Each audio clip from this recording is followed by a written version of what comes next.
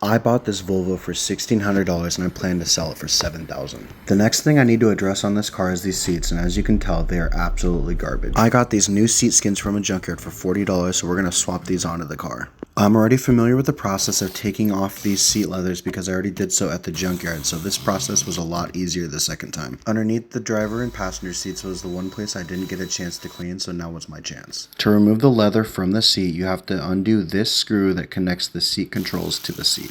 With all the space cleared around the seat, now is the time to pull all of the tabs holding the leather to the seat. With the leather free from the sides, we see that it's connected to the seat cushion itself with these red plastic tabs. I didn't get this on camera, but I used a screwdriver to separate the red plastic tabs to get the leather to come away from the seat cushion. The last place the seat leather is held on is underneath the seat, and that can be accessed from the rear. And at last, I finally have the seat leather fully free from the seat.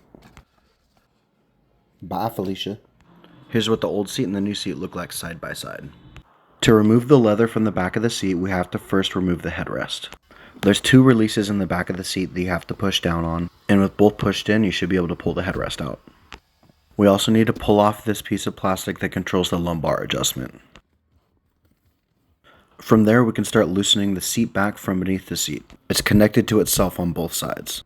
With everything free, I'm just pulling the bottom of the seat leather up through the seat. And now we can start freeing the seat from the sides. The back of the seat is held onto the cushion by these metal rings. These rings are one-time use, and we're going to need to use a set of pliers to pull them off.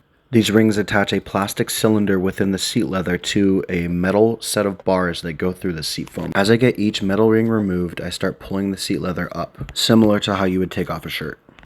This process is super tedious, and I'd say it took me about a half hour to get this whole seat leather off.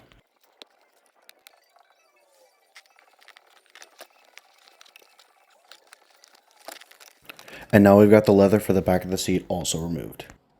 Here's what the old one and the new one look like side by side. Instead of using a new set of metal rings, I used zip ties to fasten the seat leather back down. This process was exactly as tedious as it was to do the reverse. And these needle nose pliers were crucial for getting the zip ties to go exactly where I needed them to.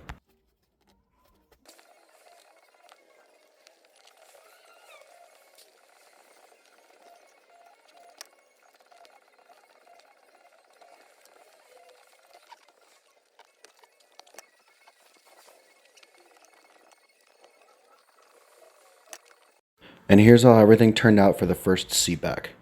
With the leather attached, I attached the seat controls, and we put the headrest back on. To attach the leather for the seat cushion, all you have to do is snap it back into these red plastic fasteners, and then snap everything back around the edges of the seat. And this is how the seats turned out. They look so much better than how they did before. And we're one step closer to selling this car for what it's worth.